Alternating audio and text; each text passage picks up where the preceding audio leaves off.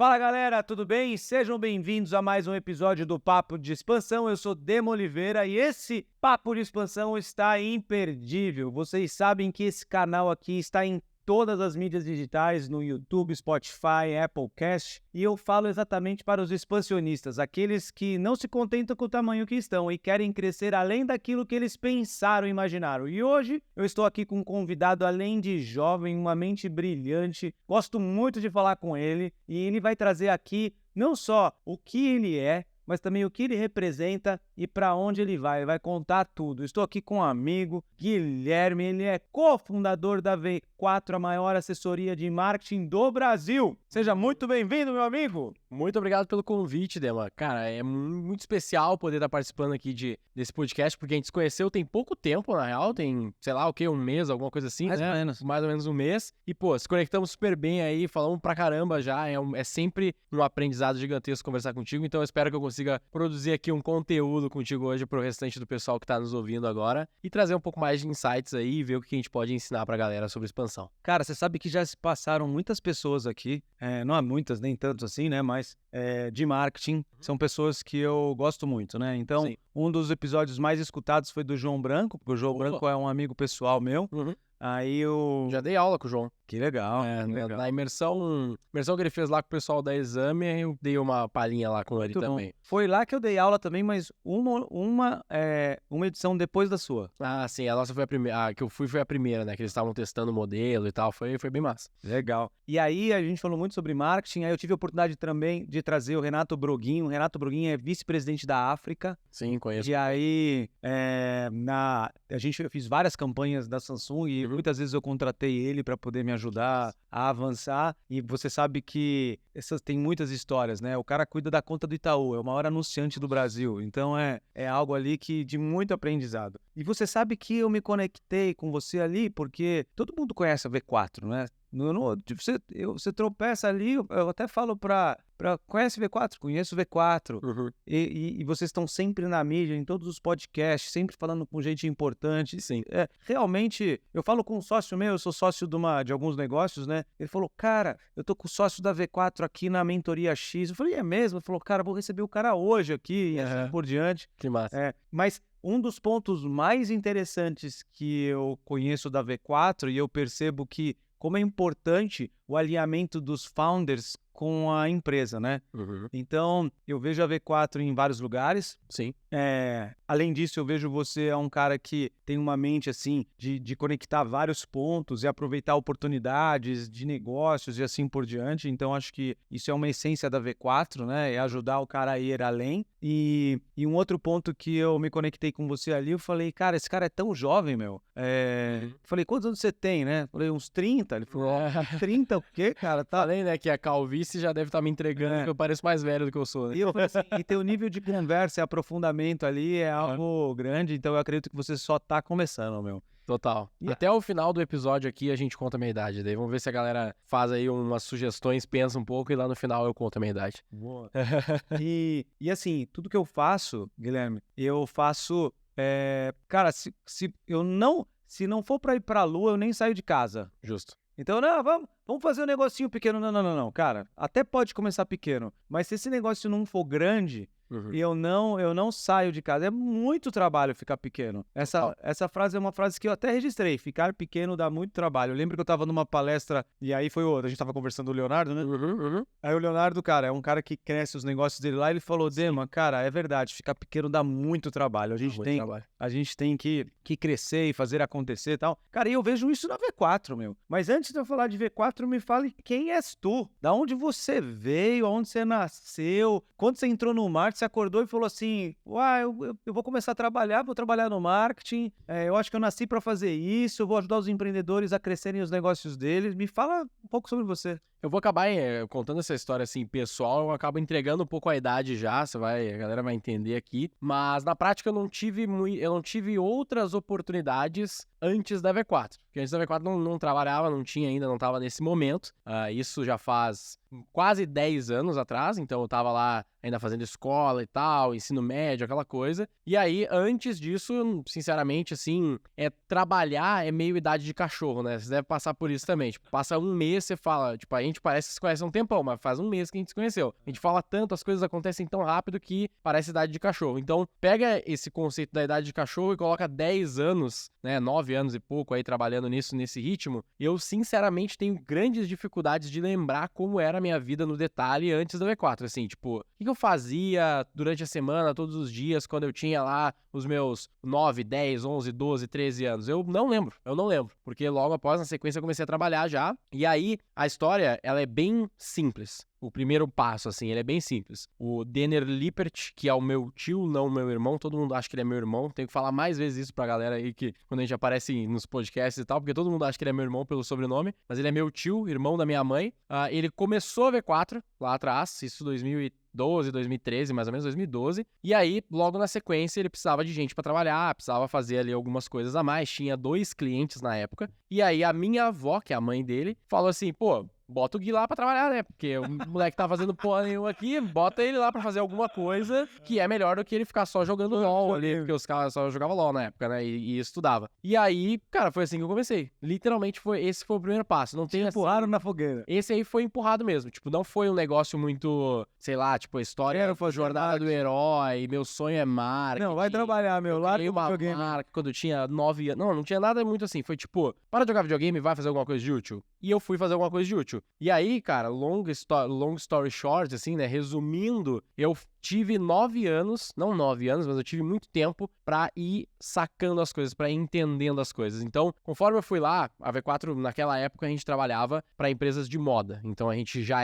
se considerava, na época, V4 agência, porque era a única coisa que a gente conhecia. Tanto que, quando você fez o início aqui, o Dema fez o início 2 vezes, tá? Porque ele falou a V4 agência e a V4 não se considera uma agência, depois eu conto essa história. Mas na época, sim, a gente se chamava V4 agência e logo na sequência virou para V4 Web Fashion Marketing, que era para ser a primeira agência para empresas de moda do mundo. Poucas pessoas sabem dessa parte da história, porque a gente acreditava, pô, mercado bilionário, multibilionário, gigantesco, tanto no Brasil como no mundo, é um bom nicho para se focar, vamos fazer isso aqui. E aí, quando eu entrei, eu só tinha esse tipo de cliente, depois a gente pivotou para Web Fashion Marketing, mas o meu trabalho era fazer a produção de conteúdo dos nossos clientes. Então eu tinha que pegar uma câmera. Meu primeiro dia na V4 foi literalmente assim, ó. Primeiro dia na V4 eu cheguei, a gente trabalhava lá na frente lá da casa, tipo, da minha avó, tinha uma partezinha na frente lá que era o escritório, que era um quarto que virou um escritório. Aí eu cheguei lá, falei, beleza, e aí, Denner, é meu primeiro dia, o que eu tenho que fazer, né? Não sei, tenho essa idade aqui, que depois eu vou falar mais no detalhe. Aí ele falou, pô, cara, é o seguinte, tem aqui no canto da direita ali, ó, você consegue olhar que tem aquela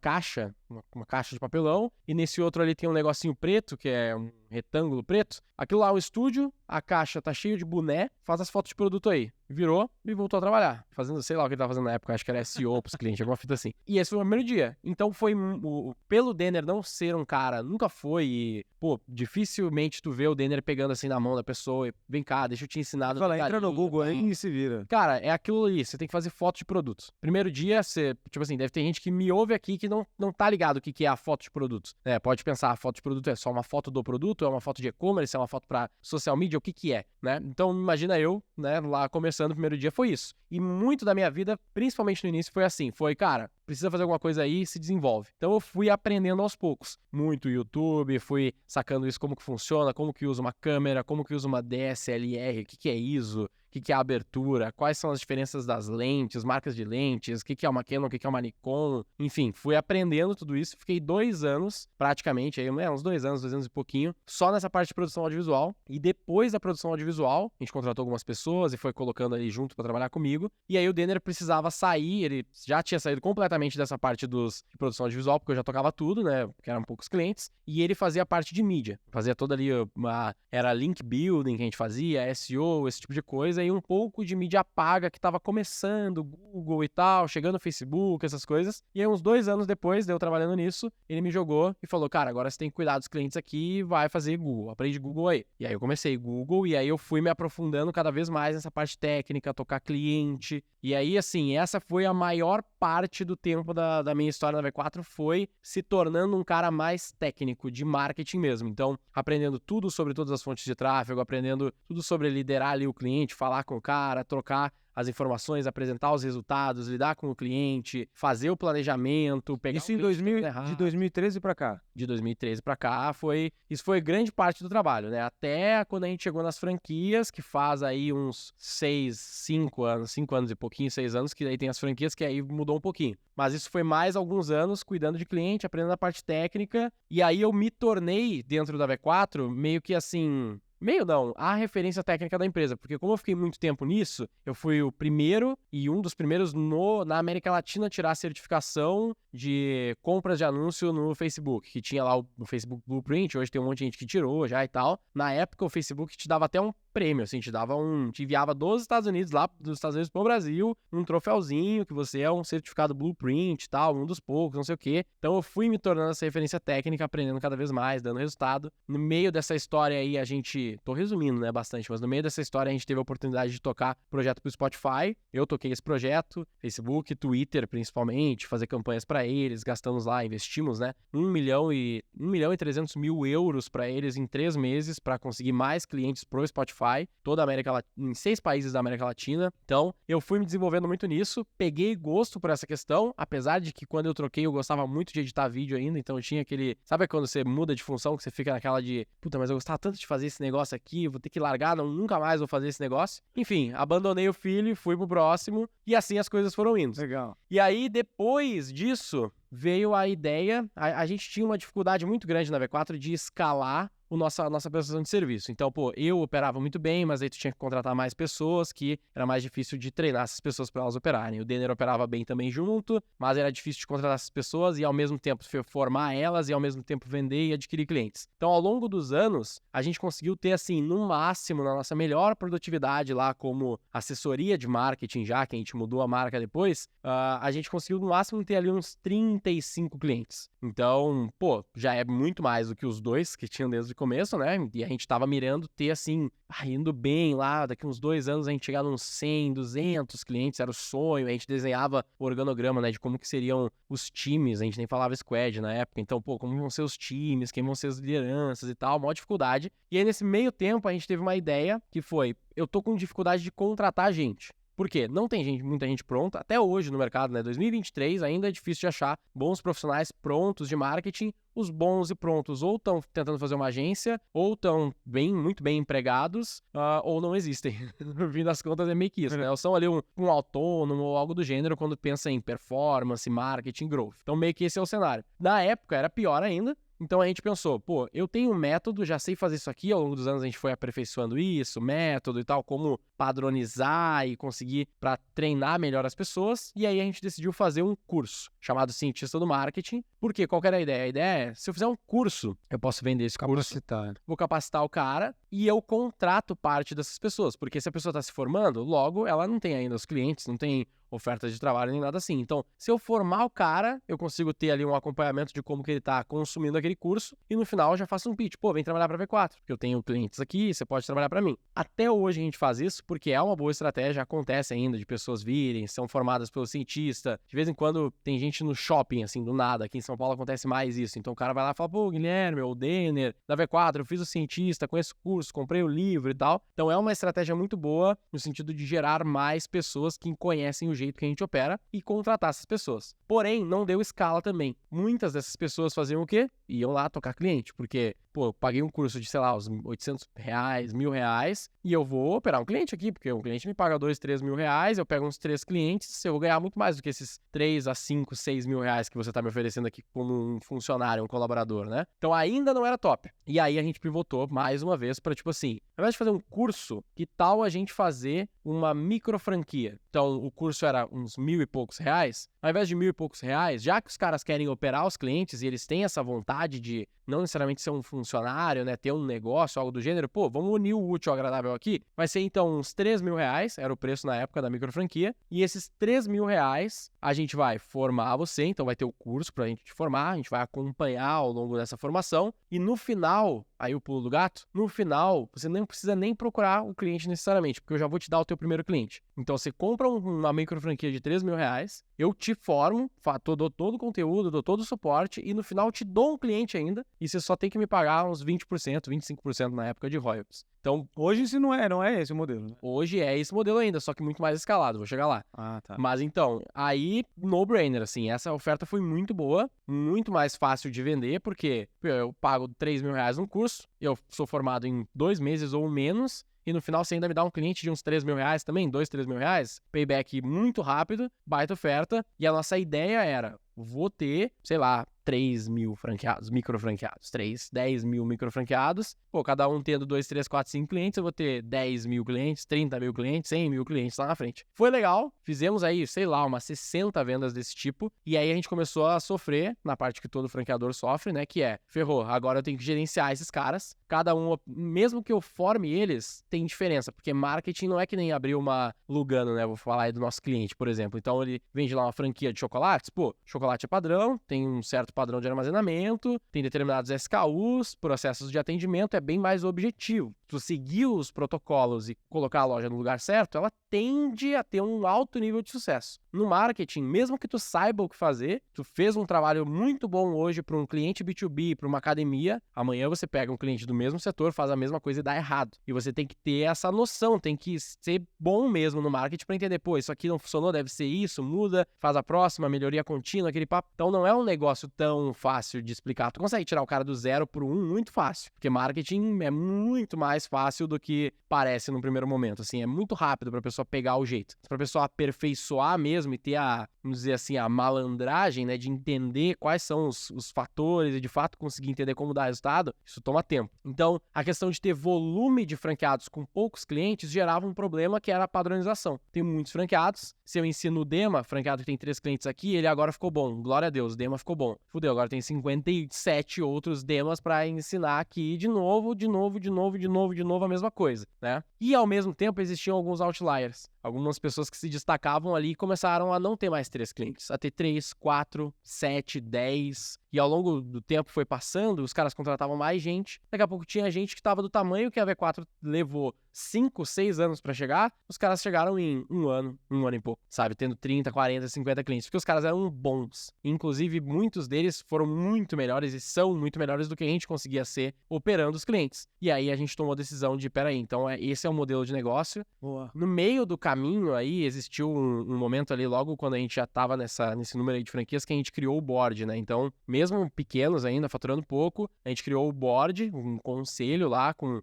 algumas pessoas de mercado que a gente tinha alguns contatos, que ao longo dos anos foram se desenvolvendo por N motivos, e aí a gente formou esse board para os caras darem pitaco, porque a gente sempre faz 10 anos e a gente continua assim, e provavelmente vai morrer assim, a gente sempre tá caçando alguma pessoa para nos dizer ou o que a gente pode fazer de melhor, ou se a gente tá fazendo alguma coisa de errado. Então lá atrás a gente fez isso, os caras falaram, velho, isso aqui, esse negócio da franquia que vocês criaram não existe no mercado e tá funcionando já, então se vocês aperfeiçoarem isso aqui e abandonarem toda e qualquer outra ideia, a gente tinha ideia de fazer software, fazer não sei o que, não era AI, mas tipo assim, criar um software de mídia e lá, porque software é bom. Tudo isso os caras falaram. Tudo é bom, todos os tipos de negócios são bons, mas você tem que focar naquilo que você sabe fazer. E vocês estão sabendo, vocês estão fazendo muito bem esse negócio de franquia, aperfeiçoa isso aqui e foca nisso. E assim a gente fez, largou 100% os clientes, então na época a gente ainda tocava clientes, a gente abandonou. Entregou, né? Entregou, passou os clientes, alguns caíram, outros a gente passou para os franqueados, fez ali a transição. Mas desde então a gente não toca nenhum cliente. Hoje são mais de 5 mil empresas ativas dentro da V4. Além desses 10 anos aí, passaram mais de 15 mil empresas, entre vai e volta, aquela coisa. Dessas, 5 mil e pouquinhas aí estão ativas hoje com a gente e 0, nem as key accounts são operadas pela matriz. 100% é operado pelo franqueado. Porque a gente foi mudando esse modelo e tornando essa franquia maior. Então, pô, o cara era 3 mil e ganhava um cliente lá atrás, hoje é mais de 100 mil a franquia e ele ganha ali uns 20 e poucos, 30 mil de receita mensal recorrente para começar o seu primeiro momento de franquia, só que cada vez mais a gente está aperfeiçoando. Para ter uma noção,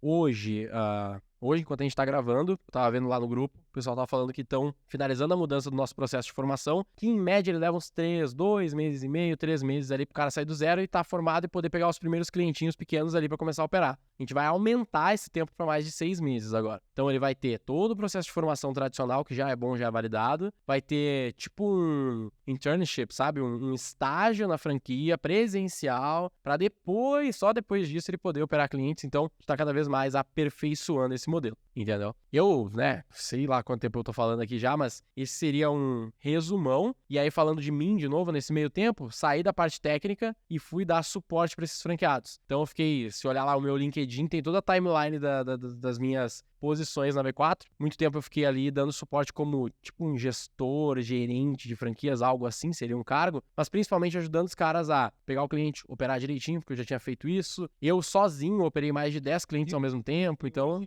Quem são os sócios da V4? Hoje a gente tem mais de 20 sócios, então a gente tem um programa muito forte de partnership há muitíssimo tempo já, a gente sempre quis, sempre foi uma filosofia da V4, uma filosofia principalmente do Denner no primeiro momento, mas que a gente conseguiu criar nessa cultura aí para todo mundo, que é, a gente não quer uma empresa que a gente vá trabalhar nela, a gente quer uma empresa que a gente possa ser dono dela. Todo mundo fala isso, né? Mó clichê hoje em dia de, não, você tem que trabalhar que nem um dono e tal. Todo mundo fala isso, muito empresário fala isso, mas pouco empresário quer dar um pedaço da empresa pro funcionário, né? Então a gente tem um modelo hoje de partnership que o cara trabalha com a gente, tem todas as regras e tempo, atingimento de metas e tal, que ao final desse período existe uma avaliação e os melhores, os que são melhores consecutivamente, várias vezes ali, todas as regrinhas, eles ganham um percentual da empresa. Ou seja, tem vesting. Tem vesting, claro, depois que ganha tem mais o vesting e tal, para continuar performando e continuar entregando e crescendo junto com a gente, mas a possibilidade existe e tem mais de 20 sócios hoje na empresa. Que legal. Inclusive franqueados. Então isso também é um modelo interessante, que acontece o quê? O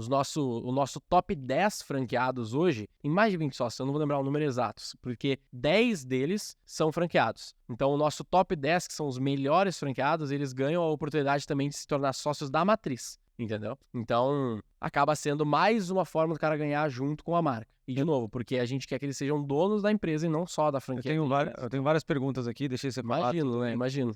Cara, você sabe que quando a gente fala em modelo de expansão, e aí você está contando a história aqui, eu tô lembrando vários exemplos na minha vida, eu tenho um pouco mais de tempo com você de vida, mas a minha meta é que quando eu tiver 60... e você 40... Entregou a idade, hein?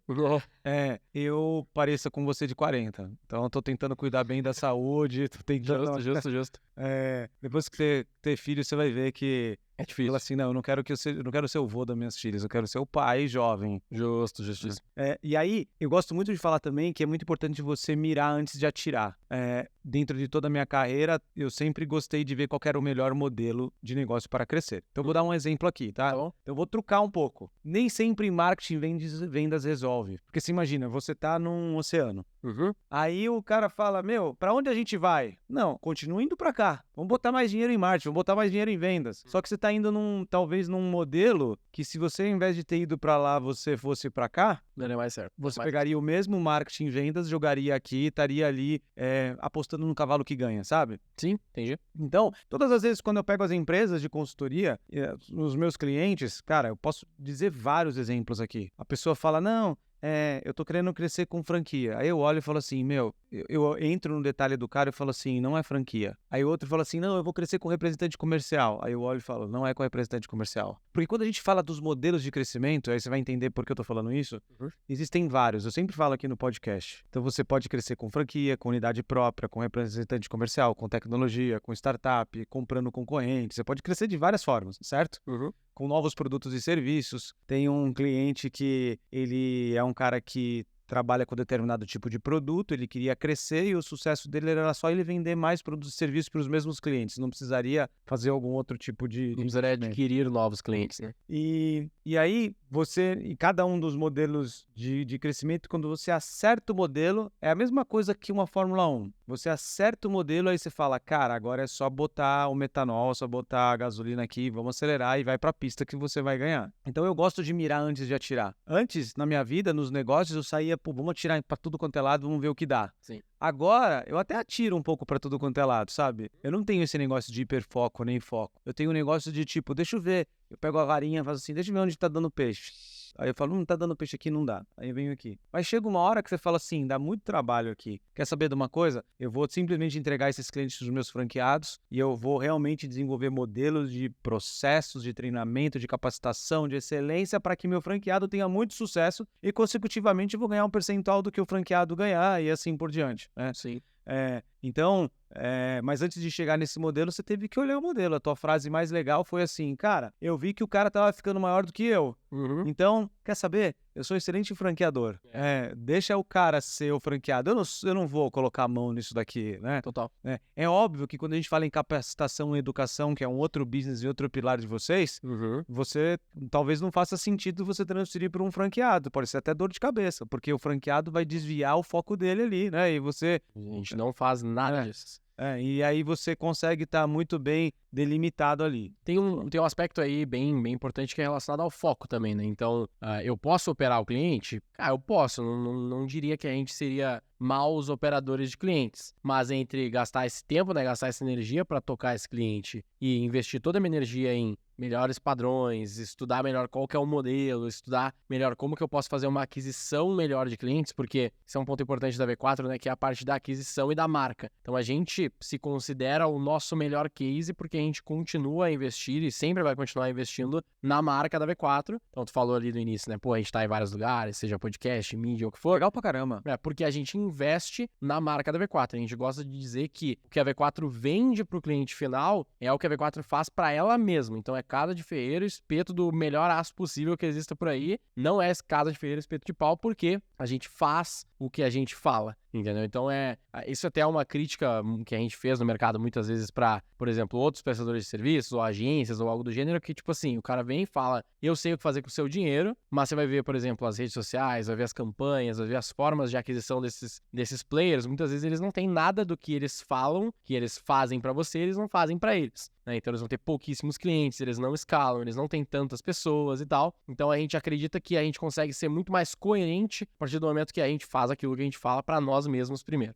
Então a gente gasta hoje 1 milhão e pouco, 1 milhão e 200, 1 milhão e 300 por mês em novas fontes de aquisição de clientes e franqueados para V4. Desses 1 milhão e 300, nem 10%, bem menos de 10% é para adquirir franqueados, que a gente bota bem pouquinhos novos franqueados por mês, porque dá um monte de trabalho, é uma cascata de trabalho, né? Então a gente investe muito e adquire muitas empresas, umas 800 empresas por mês hoje, para esses franqueados irem operando e ao mesmo tempo ter um grande time de CS que vai cuidando dessa galera, entendendo o que tá rolando, quais são os franqueados que estão performando melhor, quais são os que precisam de ajuda e assim as coisas vão indo. Então acabou que a gente deu muito foco para essas coisas que a gente fazia, e esse mesmo conceito foi para os franqueados. Então o nosso franqueado, nossa ideia é que ele faça poucas coisas. Então a gente tem um time de cobrança do cliente dentro da matriz. Então o cara pode ter lá as pessoas que vão cobrar o cliente também, ele pode, ele não tem problema. Mas a gente evita que ele faça isso porque ele vai perder foco. Ele pode vender parcialmente, então se ele puder buscar indicações do cliente, fazer uma parceria com o Dema aqui, que é o cliente da V4, e me indica clientes aqui, Dema, que a gente vai fazer um processo, vai te dar um revenue share ou algo do gênero, eles podem fazer isso.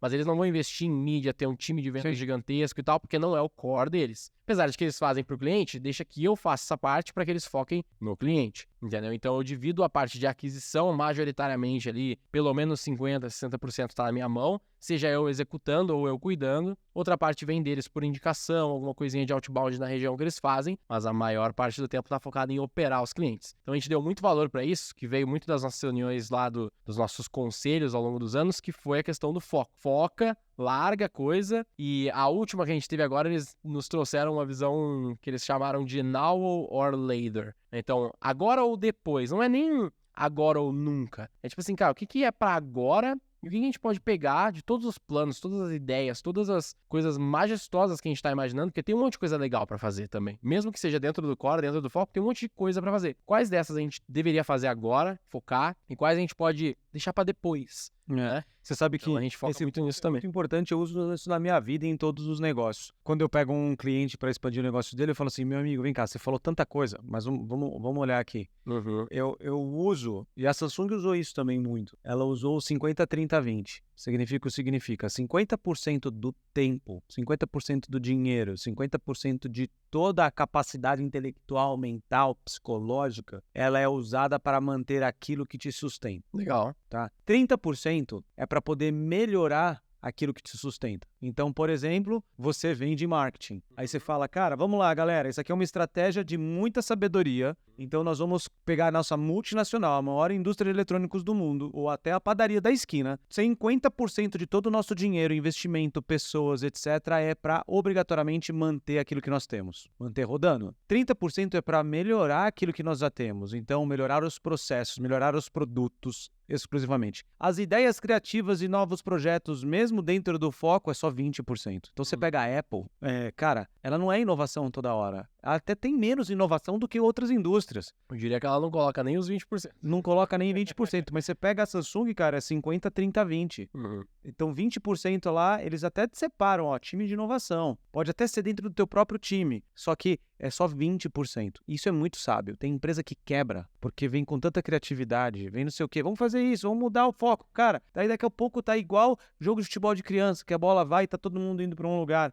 Então, o 50, 30, 20 é muito sábio em todos os negócios. Então, você chega numa empresa e fala assim, meu amigo, 50% é para você manter isso que você tá ganhando dinheiro. 30% é para melhorar isso, porque se você não melhorar isso, o concorrente vem, os processos acabam. Igual uma casa, se você não pintar toda hora, é um problema. E 20% você fala assim, acho que eu vou mudar esse banheiro aqui, acho que dá para eu mudar esse banheiro aqui, né? Então, isso funciona em todos os negócios. Tem empresa que foca só no 50%, morre. Tem empresa que, esquece os 50% e tenta melhorar aquilo que já tá andando, também morre. Tem empresa que fala, não, agora é inovação, tudo aqui é novo. Tá bom, mas e aquilo que estava dando dinheiro? Aí você vai perdendo, vai perdendo, vai perdendo. Então, olha as histórias dos grandes fracassos, é que eles erraram na proporção disso. Isso é um ponto. Segundo ponto, tem o 80-20 do 80-20. Então, por exemplo, Pareto, certo? Ok, perfeito. Então a gente tem o 80-20. É bem provável, e assim, eu não entendo o seu negócio, mas eu tenho quase certeza que 20% dos seus franqueados representam 80% de alguma coisa. Ah, com certeza. Né?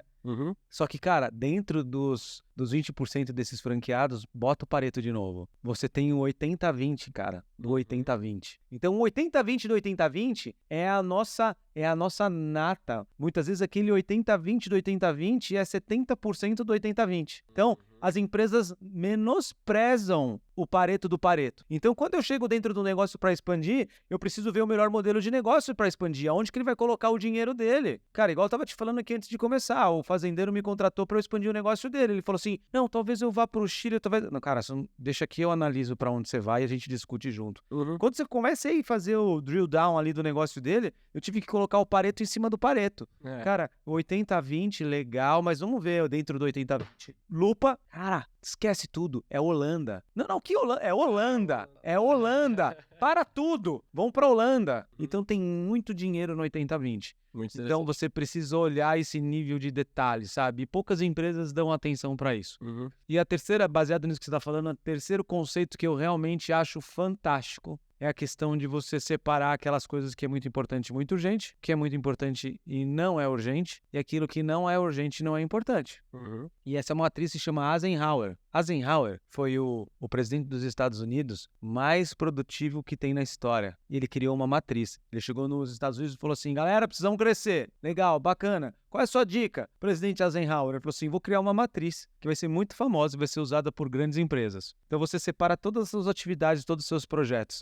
Aquilo que é muito importante e muito urgente, fazer agora. Aquilo que é importante e não é urgente, agendar para fazer. E aquilo que não é importante e não é urgente, não fazer. Desencanar, ou transferir, ou delegar. Então quando você aplica esses três conceitos, cara, principalmente numa cadeia que depende de pessoas... Não tem o que é não importante, mas tá urgente? Não tem um negócio assim também? Não tem nessa matriz? Tem 4, na realidade. Só que eu dei uma aprimorada na matriz da Eisenhower, porque eu achei o terceiro não fazia sentido, inútil. Então, eu faço... Justo. Eu tenho essa... E aí, uma das coisas que... Eu vou fazer umas perguntas picantes aqui, se você falar que não pode responder, tudo bem. Difícil, hein? Se conseguiu uma dessa que não pode responder... Cara, em todos os negócios que eu expandi, eu gosto muito de falar dos últimos anos, que foi na Samsung. Mas, cara, eu fiz na Unilever, eu fiz na Claro, eu fiz na TIM. Top. E aí, na Samsung, um dos fatores chaves de sucesso foi a escolha do franqueado. Então eu optei, eu falava não. E pensa, uma coisa é uma micro franquia, outra coisa é uma franquia de uma grande empresa. Quando eu tinha a meta de fazer 300 lojas em um ano, que era uma loucura, eu tive que escolher meu perfil de cliente. Então em outros podcasts eu já falei isso. Então eu não escolhi nem o cara pequenininho, porque o cara não ia aguentar ter 100 celulares que custa 14 mil reais no estoque, né? 10 mil reais no estoque é muito dinheiro. Eu também não queria o cara muito grande, uma Casas Bahia que tem 2 mil lojas. O que ela vai fazer com 10 lojas da Samsung? O cara não ia, esse aqui é só uma dor de cabeça. Então eu optei para ir nos clientes que eram médios. Então clientes que não eram nem muito pequenos, nem muito grandes, e clientes que já sabiam mexer com celular ou com eletrônico no Brasil. Porque, cara, tem substituição tributária, tem várias particularidades do setor. Então eu acabei pegando revendas regionais, eu acabei pegando do redes de celulares da TIM, Claro, Vivo. Só que eu tive que bater o bumbo nos grandes. Eu lembro uma vez que eu fui lá na Bemol, que é a maior rede varejista do Norte. Essa é uma empresa bilionária. Cheguei lá no dono, na época ele estava no negócio ainda. Cheguei lá no dono da Bemol e falei, meu amigo, é o seguinte, eu vou abrir loja Samsung, eu sei que você é meu cliente. Aí ele me recebeu muito bem, cara, ele falou, pois é, mas assim, não é pra você. E eu vou te explicar por que não é pra você. Eu tive o dom de explicar. Eu tive que explicar para Casas Bahia, eu tive que explicar para Fast Shop, tive que explicar para os grandes do Brasil inteiro. Tive que explicar para Colombo, na época Colombo era grande, tive que explicar para grandes empresas. Então eu chegava lá no cara da Bemol e falei assim, primeiro que você tem hiperlojas. Segundo, que meu modelo de franquia, você vai fazer o meu preço, o meu sistema, o meu RP, meu sistema de caixa, o meu treinamento, o meu uniforme, e não é 10 de R$ 9,90, é preço cheio de tabela. Terceiro, que você vai ser obrigado a comprar todo o portfólio, e você aqui como varejista compra de todas as marcas. Então eu acredito que esse modelo não é para você. Eu explicava assim, meio que deixava o cara desgostoso. Sim. Porque eu sabia que ele não era o perfil. Né?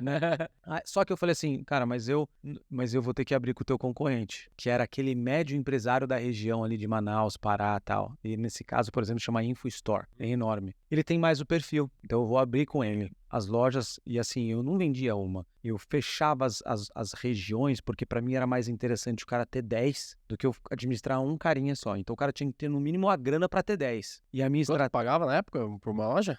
1 milhão de estoque, mais ou menos, mais uns 700 mil por loja. Então, pro cara brincar em 10, tinha que ter 10 milhas aí, vai. Só que eu não pegava um amador, eu pegava um cara que era médio já. Sim. E já tinha outras lojas. E aí, no ato de abrir a loja, eu vendia o filé mignon e a carne de segunda. Eu falava, meu amigo, você vai pegar aqui o centro de Manaus, mas também você vai pegar Roraima, Amapá, Acre, porque eu quero estar em todas as capitais brasileiras. Então você vai ter que pegar o norte como um todo. Sim. Senão o cara só quer pegar ali Belém e Manaus. Eu falei, não, meu amigo, você vai pra Amapá, Roraima, Rondônia, vai pra tudo. Sim. Quero você em todos. E aí, quando eu cheguei nesse cara que não era meu perfil, eu ofereci outro produto. Eu falei assim, cara, vamos fazer o seguinte, Bemol, você tem umas lojas lindas. O que você acha de store in store? Eu vou pegar a minha franquia, eu vou colocar a minha franquia dentro da tua loja. Você imagina que o cara tá entrando aqui na tua loja, coloco ali uma loja, só que é operada por você, com o teu sistema, com os teus preços, com o teu estoque. Então, se você quiser colocar aparelho colorido, coloca. Se você quiser colocar o preço que você quiser, coloca. Se quiser usar teu sistema, você coloca, mas você não vai deixar de ficar fora desse projeto. Cara, foi o maior golaço que eu fiz, porque ao invés de eu abrir 300 lojas, foi 450. Porque eu ia lá, já fazia o cara, não é essa oferta, mas eu tenho um produto pra você. Sim. Pô, eu quero, manda ver. Meu investimento era fazer ali a lojinha pro cara, mas eu não tinha que pagar merchandising, porque o cara ia falar o quê? Vai vir a Samsung aqui na região norte, vai falar que tá inaugurando as lojas, vai trazer aqui o Caio Castro, vai trazer aqui não sei o quê, vai bombar e minhas vendas vão cair e aquele varejista médio vai ficar grande. Eu falo, não, cara, a gente vai ajudar você das duas formas. Você vai respingar nele também, né? Vou te dar aqui uma loja dentro da Samsung, então a gente vai inaugurar tudo bonitinho, loja Samsung com o parceiro médio e tal, e foi um grande sucesso isso. Eu fiz isso em tudo.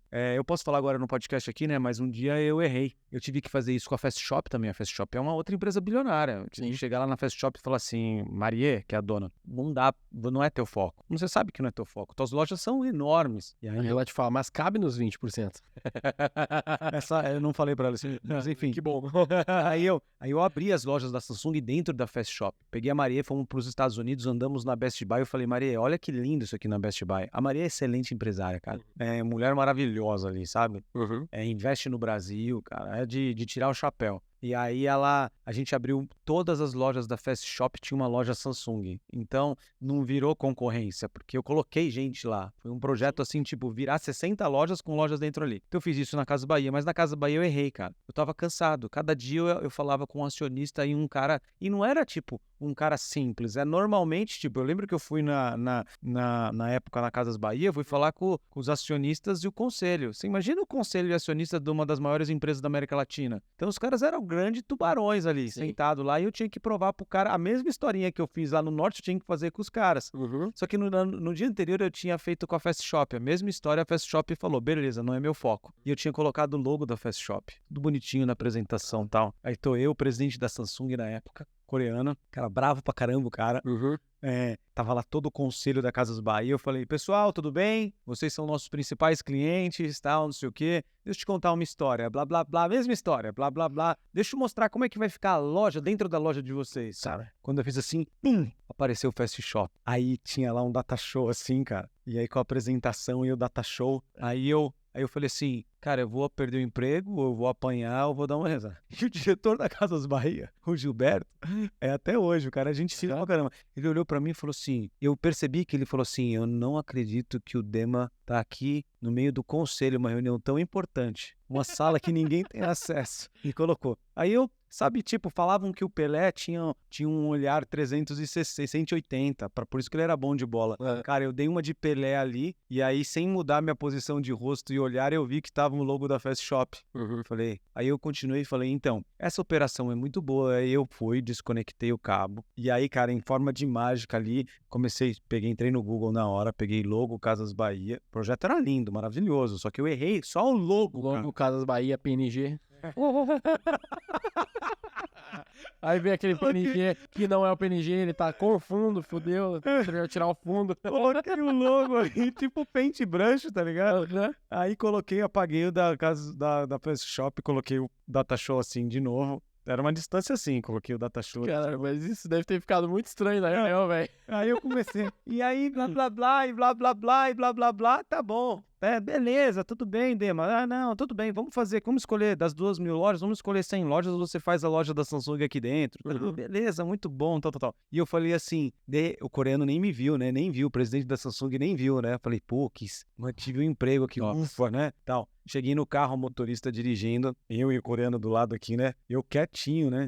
Aí ele olha pra mim e fala assim, em inglês, né? Ele tem uns trejeitos muito engraçados. Aí ele fez assim, and then pop-up Fast Shop. Eu acho que eu meteria, tipo assim, se eu não pensaria em tirar o cabo, nem fudendo, velho. Eu ia falar, tipo assim, tá vendo esse das Fast Shop? É tipo isso, cara. Não dava, cara. Tava a loja da Casas Bahia e o loguinho da Fast Shop, cara. Foi um erro ali absurdo, cara. E aí, até hoje eu dou risada desse caso, deu certo, o projeto foi animal, então o fator chave de sucesso foi escolher bem o... Os caras não falaram nada na reunião, tipo assim, ninguém citou ali, Fast Shop ali, eita, cara. Era tão top management ali que não cabia. Era a mesma coisa que os troianos com não sei o quê. Ia pegar fogo. Então eles, por respeito ao presidente coreano que tava ali, eles meio que não me deram facada. Mas se não tivesse ali, cara, eu ia falar o quê? Não atirar todo mundo, sabe? Sabe aquele negócio de faroeste, um com o outro, todo mundo armado assim? Uma negociação muito grande, né? Sim. Já era milhões. Que loucura. Foi muito interessante. Mas esse negócio de você escolher bons parceiros é um negócio muito sério. E a segunda também é a questão de padronização. Voltando para você, qual é o perfil ideal de um franqueado V4? É o cara que gosta de marketing, é o cara que não conseguiu um emprego numa grande empresa, e aí o cara, vou comprar uma franquia, porque hoje a taxa de franquia, você me falou que é 100 pau. Hoje é 100 mil e tem que também colocar um escritório que o cara vai gastar aí mais ou menos mais uns 100 mil. Ou seja, não dá pra ser um cara de entrada dos 3 mil lá do começo. Não mais, né? Então o cara tem que ter uma grana. Antigamente era tipo assim, antigamente dos 3 mil, a gente, na landing page, lá na página de vendas da microfranquia, tava escrito: se você sabe ler e escrever, você pode comprar. Se você sabe ler e escrever e tem 3 mil reais no cartão de crédito, dá pra comprar e eu vou garantir o resto, relaxa. Tropeçou na frente e tá... Tem que saber ler e escrever, só esse era o pré-requisito. Não tinha teste, mas a gente... acreditava que funcionava. E teve muito franqueado excelente, sem muito filtro e que pagava pouco. Então, a questão é que, tipo assim, o franqueado, hoje a gente tá melhorando cada vez mais esse ICP, né, que é o Ideal Customer Profile, o cliente ideal, o franqueado ideal. Eu vou te dizer assim que eu não tenho nem ainda, que a gente não tem ainda no detalhinho uma super persona desenhada ou algo do gênero. O que a gente sabe é que quanto mais experiência prévia o cara tem em marketing, melhor ele se dá com a V4, porque ele já vem meio caminho andado, às vezes mais do que meio caminho andado se ele tem experiência prévia. Mas não é obrigatório ele ter uma experiência prévia. E agora, como o ticket médio é um pouco mais alto, já vem pessoas mais experientes, entendeu? Então já vem um cara que já tem experiência de mercado, o cara já pelo menos trabalha, já tem um cargo mais relevante para ele ter essa grana, poder colocar na Faz franquia. sentido o cara trabalhar numa empresa e ter a franquia, ou isso é... Não, ele é sempre dedicado. Então ele tem que ser dedicado para V4. E ele não pode ter o cara que abre uma agência de marketing paralela para atender alguém escondido. Na V4? Tem isso? Aconteceu, tipo, uma ou duas vezes. E a gente a gente deixa extremamente claro pro franqueado que royalties são sagrados. Então, aqui, ó, a gente tem uma relação, você vai me pagar 20% de royalty, é isso aí, de 20 a 15, depende de 15 a 20, né, dependendo ali do tamanho, quanto mais ele fatura, menos ele paga. Então, é isso aqui que você vai me pagar e é bruto. Então, é sobre faturamento total da unidade. Se o meu franqueado me desintermediar, ou seja, fazer uma outra agência, ou, sei lá, cobrar um upsell por fora e não pagar royalty, ele tem nenhuma chance de fazer isso. Ele pode fazer isso uma vez e ele vai ser cortado. Qual o nível de auditoria que você tem? Eu que cobro o cliente. Então, hoje, o boleto é feito através da V4. Então, eu tenho que toda a emissão dos boletos, quando o meu cliente paga este boleto, ele já é automaticamente splitado, o quanto vem para mim, 15, 18, o que for, por cento para mim, e o que vai para o franqueado. Então, ele nem vê o valor que ele teria para receber para me pagar depois. Ele já vem splitado na fonte. Mas não tem nenhuma auditoria para ver se o cara... A gente faz, eventualmente, essas auditorias. Então, a gente vai checando. Se eu abrir as lojas, cara, eu falava assim, olha, capinha... Porque capinha de celular.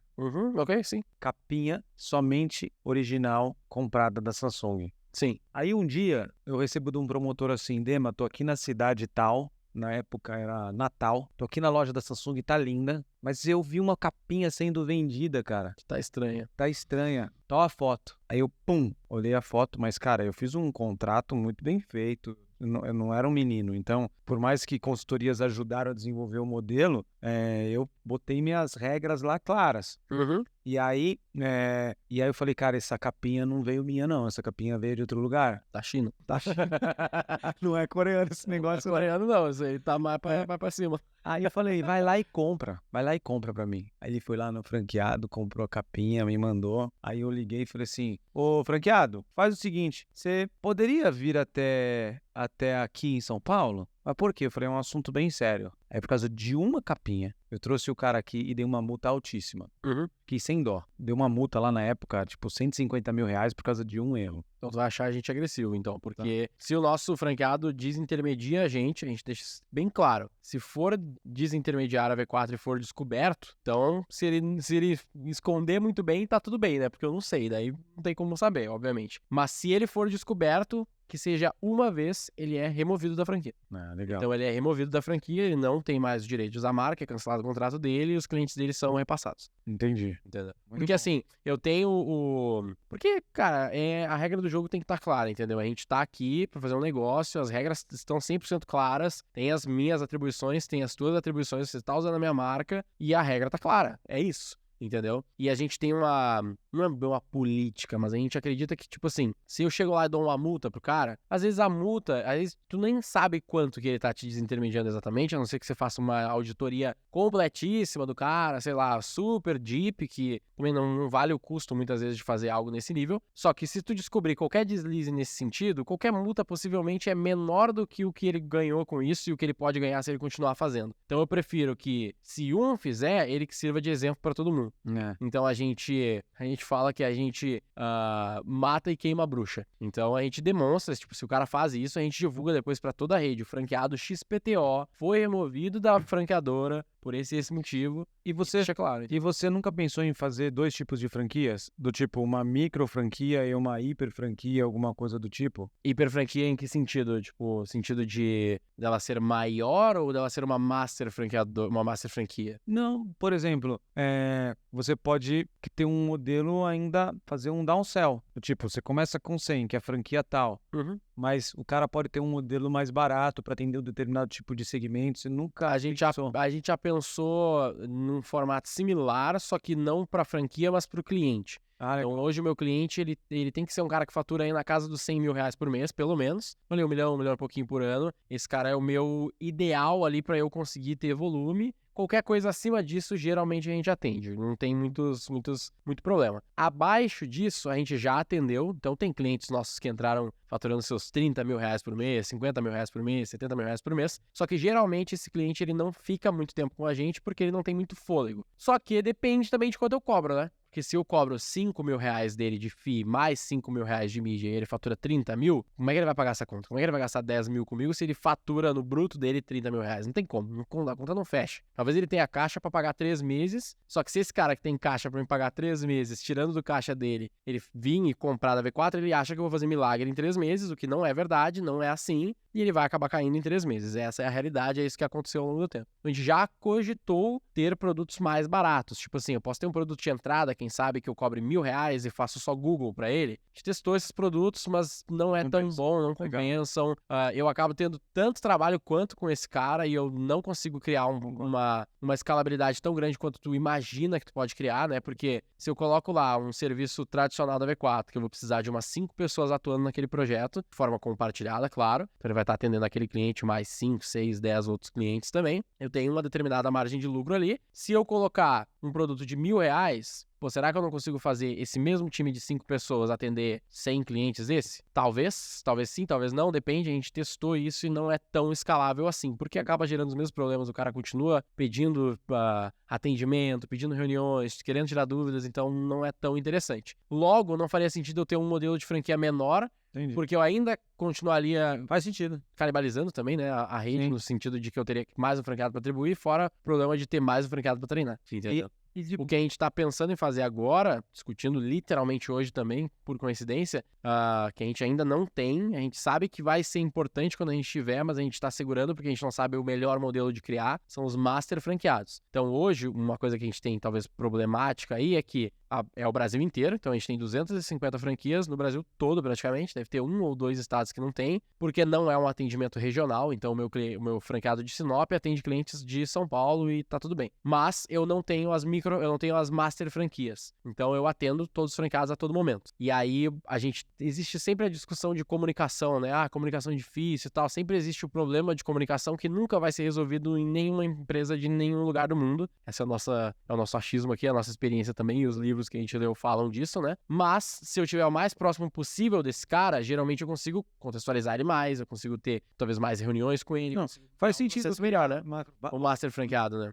Mas a gente ainda não encontrou o modelo, porque eu vou estar dando um trabalho a mais pro meu franqueado, né? O meu master franqueado vai ter um trabalho a mais, então ele vai ter que ter, talvez, um revenue share da região que ele tá cuidando, pegar um percentual das franquias, ou FII, sei lá, né? Mas a gente ainda não encontrou esse caminho, fora as atribuições desse cara.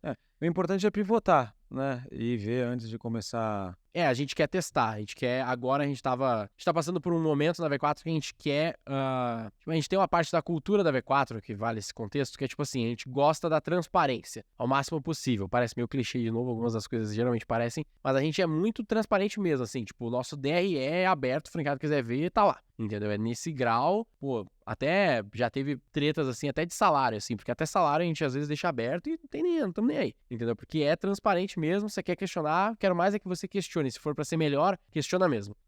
E aí a gente tá tendo algumas questões de comunicação, assim, porque a gente faz algumas mudanças que são meio impopulares, porque precisam ser feitas, e o franqueado fica de cara, às vezes, mas ele não fala, sabe? E a gente vai ter um comitê agora na próxima segunda-feira, e aí o Denner mandou lá um comunicado e mandou um formulário anonimizado para fazer perguntas. Todo mês rola esse comitê. E o comitê do mês passado, ou melhor, né? Foi do mês passado, a gente tem lá o comitê, a gente abre para perguntas e ninguém fala porra nenhuma. Tá lá os franqueados, 250 pessoas no Macau, ninguém fala nada, tudo tranquilo, mó paz. Abre um comitê novo, a gente pensou, pô, vamos abrir aqui um negócio que a gente não gosta de fazer, que são perguntas anonimizadas, porque depois eu não consigo resolver porra nenhuma com esse cara, porque eu não sei quem perguntou aquilo, né? Não é nem pra pegar o cara na contramão, ou seja, eu quero que ele questione. Abriu o anonimizado, veio um monte de dúvidas, veio um monte de questionamentos, achando coisas estranhas, não sei se eu concordo e tal, e aí a gente tá com essa, não é bem um problema, mas é esse momento que a gente quer conseguir alinhar melhor os interesses, alinhar melhor essa comunicação, e a gente acredita que as Master Franquias podem ser um caminho pra isso. Legal. Fora todos os comitês, e-mail aberto, cara, a gente é muito aberto, mas lidar com pessoas é sempre uma dificuldade, né? E hoje o faturamento anual do V4 é quanto? A gente fatura... A gente nunca olha o anual assim, mas a gente tá... O nosso MRR hoje é 23 milhões, então aí já passa dos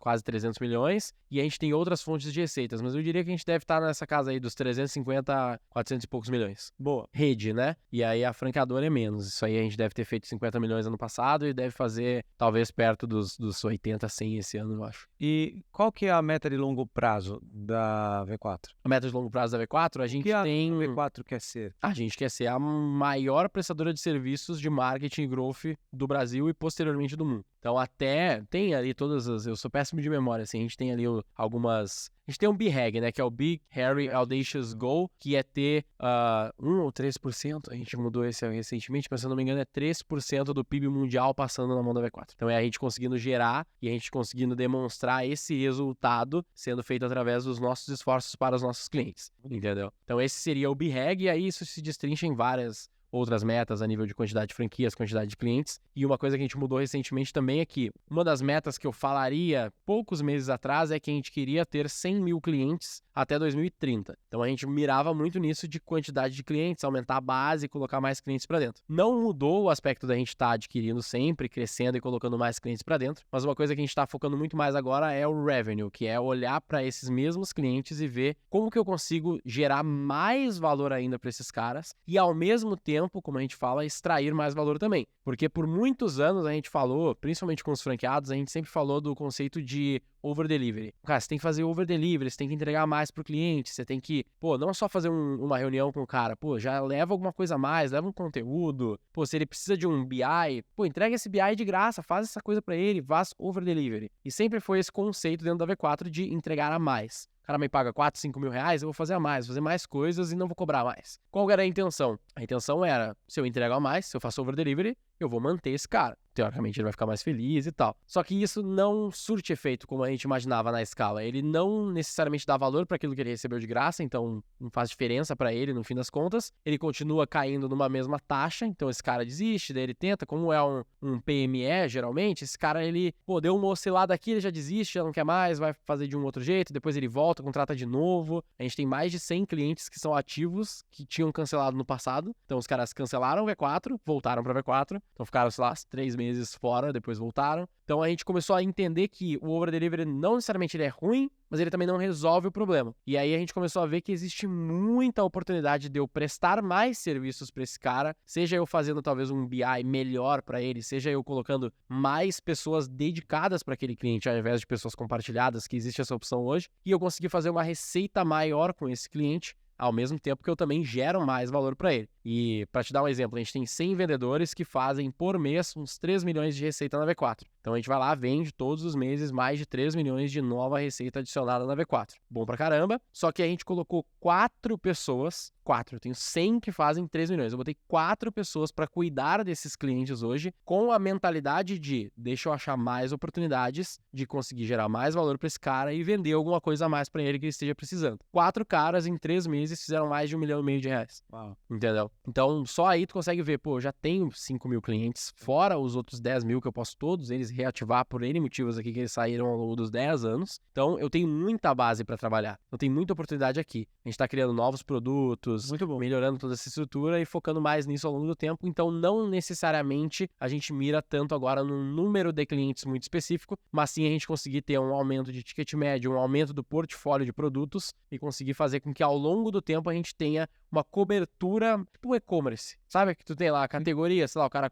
A gente deu uma aula pra Samsung essas últimas 2 semanas, né, lá pro pessoal, tanto Brasil como Latam, aulas em português e inglês e tal. Muito bom, muito legal. E aí, um exemplo que eu dei pra eles foi, tipo assim, certamente na Samsung, você não precisa abrir isso, mas certamente na Samsung deve ter, tipo assim, o smartphone tal, que é o melhor produto de entrada, é o melhor produto pra abrir a carteira, talvez não seja nem smartphone. E certamente, a partir do momento que esse cara compra aquele produto que abre a carteira dele, existe o Next Best Product pra ser comprado. Então, pô, o cara que compra, que nem eu, o cara que compra uma TV, pô, provavelmente ele vai querer comprar um soundbar na sequência. E deve ser o Next Best Product. Deve ter um monte de gente, assim como eu. Uma vez eu comprei na Samsung uma promo que eu adorei, que era a promo da TV com a máquina de lavar. Legal, fez toda a diferença aquilo lá pra mim, porque eu precisava das duas coisas. Eu fui lá e comprei. Esse mês passado eu fui lá e comprei de novo, isso anos depois, né? Porque a minha máquina da Samsung tá lá até hoje, faz, sei lá, uns 7 anos, 8 anos que eu tenho a máquina, tá lá, maravilhosa. E agora eu mudei de novo, tive que comprar outra. Fui lá e comprei o pack de novo, só não tinha o pack, não tinha a promo do pack lá de comprar os dois juntos. Esse pack é bom. Mas deve ter sido bom pro caralho mesmo, porque faz sentido, o cara tá se mudando e tal, o cara já compra as duas coisas, tem um desconto bem legal. E aí, dentro da V4, a gente tá criando, a gente não é um e-commerce, eu não tenho produtos, literalmente, né, mas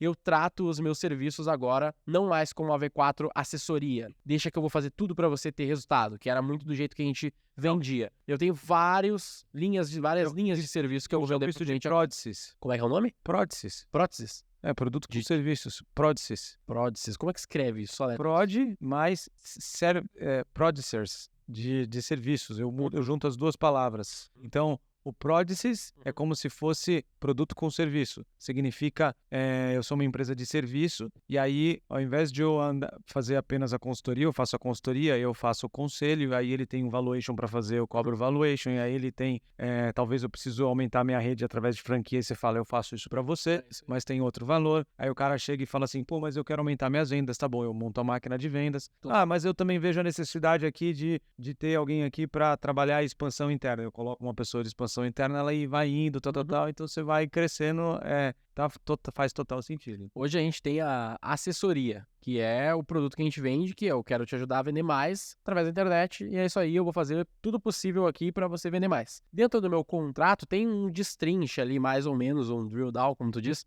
das coisas que eu posso entregar. Então é literalmente assim, eu vendo assessoria, esse é o produto que eu vendo pro cara hoje, e dentro do contrato de assessoria existe várias coisas que eu posso fazer. Então não tem nada que eu sou obrigado a fazer, mas eu posso fazer. E a partir do momento que eu vendo para esse cliente, o meu franqueado, ele está responsável por fazer um kickoff, um planejamento que ele determina o que ele vai fazer dentro desse escopo, o que ele pode entregar, ele vai dizer o que ele vai fazer em 3, 6 meses. Teoricamente faz sentido, né? Eu estou vendendo um produto all-in-one, tudo que eu posso fazer para você, depois eu aplico isso lá na frente. Qual que é o problema disso? O problema disso é que se tá no contrato que tudo que eu posso fazer, então tudo eu posso fazer. Então sempre que eu for cobrar alguma coisa a mais que faria sentido cobrar, não cabe no discurso, porque você não podia fazer? Não, peraí, mas é que eu posso fazer, mas é que esse aqui, para eu fazer nesse período, eu precisaria cobrar mais. Puta, vira uma discussão muito ruim com o meu cliente. Então, o caminho que a gente está indo agora é um caminho até mais tradicional, que é, olha só, não é mais assessoria. Agora tu tem a V4 e a V4 ela tem 7 produtos. Eu tenho toda a parte de gestão de growth, estratégia, tenho a parte de gestão de tráfego, parte de criativos para tráfego, então toda a parte de criativos para campanhas e tal, ambientes, business intelligence, CRM e a parte de inside sales as a service.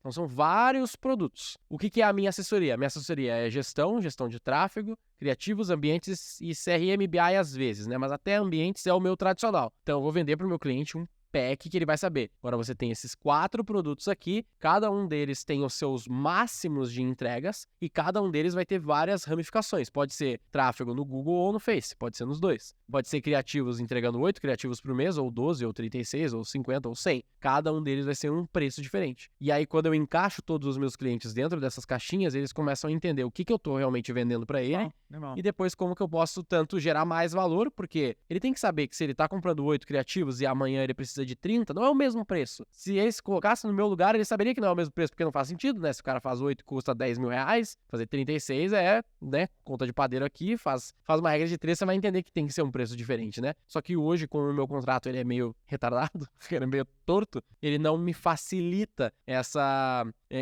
cobrança e esse entendimento do cliente. Pra V4 de 6 anos atrás, a gente era pequeno. Faz sentido. E eu precisava chegar pro cara e falar, confia que eu vou fazer tudo que eu posso fazer pra você. Hashtag vem comigo. O cara comprava. E beleza, e vende pra cacete. Só que gera um monte de problemas lá na frente e hoje a gente vai ter uma situação melhor de produtos. Muito bom. Eu não sei nem quanto tempo a gente falou. Nem sei também. Mas deve ter dado umas 2 horas. Deve ter dado umas 2 horas, né? Deu bastante? Vai dar corte pra caramba isso aí. É, tomara. É que eu tenho um... Eu acredito que eu falo bem, no sentido de eloquência e tal, mas eu não sou um bom cara de cortes. Então, tipo assim, eu tô aqui falando e eu não tô nem aí se isso vai dar um corte ou não e tal, sabe? Você com a sua noiva, você com a sua namorada funciona, né? Você começa a falar. É, a gente vai de boa, assim. Então, nos podcasts eu não tenho, assim, aquela questão de, não, peraí, eu vou falar, você me perguntou tal, então para tal é XPTO, e daí vira um corte. Tipo, eu não faço isso, tá ligado? Mas tomara que dê.